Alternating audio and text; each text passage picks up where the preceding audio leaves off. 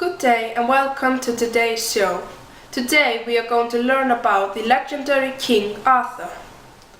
We have most likely all heard something about King Arthur, whether it's a sword in a stone, the knights at the round table, the romance between Sir Lancelot and Guinevere, or the sorcerer Merlin. But its story as a whole is a lot less known. Arthur was born in the 5th century in the kingdom of Camelot in Wales.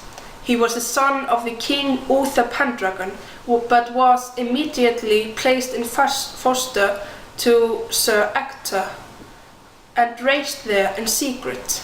When Uther died, Arthur became king. When he became king, he married Guinevere, the daughter of Ogr Gabr, who had been entrusted for the Round Table when Uther died. But when Arthur and Guinevere got married, Ogr gave Arthur the Round Table as a wedding present. But the marriage of Guinevere and Arthur was not always a bed of roses. After Arthur defeated the Roman Emperor Lucius, Lancelot, one of his knights, fell in love with Guinevere and they began a love affair. This affair would lead to the tragic death of King Arthur. But now Arthur has risen again from death and is here today with us. So Arthur, could you tell us a little bit about how you became king? Well, as you said before, I was in secret foster from the time I was born until Uther, my father, died. And after he died, there was a great struggle about who should become king, and nobody could agree on it.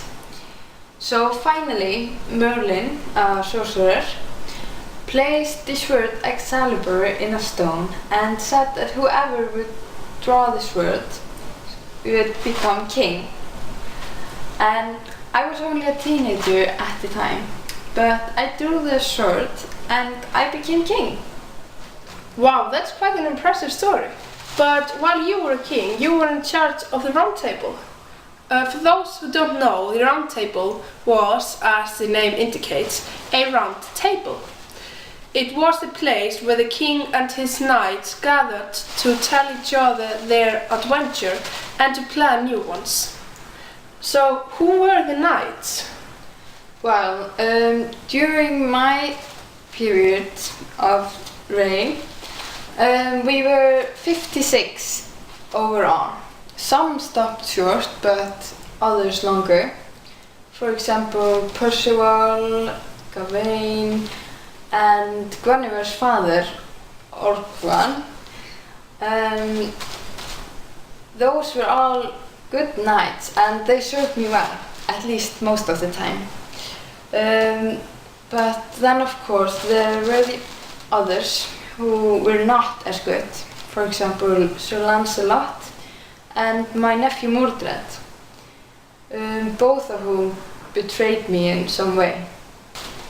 So when you say they betrayed you in some way, I presume you are talking about Lancelot's affair with Guinevere and Mordred's rebellion. You could say it all started with Gwen. Could you tell us a little bit about her? Well, Gwen. We were very different from each other. She was a hopeless romantic, but I was more of a realistic person. She wanted the fairy tale, but I could not give her that. I was busy extending and protecting my kingdom. At the time, the Anglo-Saxons were trying to invade my country, and I also had great plans for my country. And so Guinevere was left alone for very long periods, very often. So I guess it's no wonder that she became lonely and fell in love with Lancelot, although I did not understand it at the time. Lancelot, he was one of my best knights, and he fell in love with her. I was furious when I found out about them, and maybe I got too angry and just completely lost control and gave in to my council. They wanted me to sentence them both to death. which I did. But she escaped, didn't she? Lancelot, who had fled Camelot, came to rescue her. Thank God. I don't think I could have lived any longer if she had been killed on my terms. I saw that afterwards, when I wasn't so filled with anger anymore. How tragic. Did you try to follow them? I did. I was so filled with anger and I couldn't think of anything else than follow them. So I made this stupid mistake to leave my nephew Mordred in charge of Camelot, and I followed Lancelot and Guinevere all the way across the canal and all the way to France. And there I headed to war with Lancelot. But before I could win the war, Mordred, he rebelled against me, so I had to go back and put him off. He had to be stopped. So we battled at a place named Canaan, and as many of you know, I managed to kill him.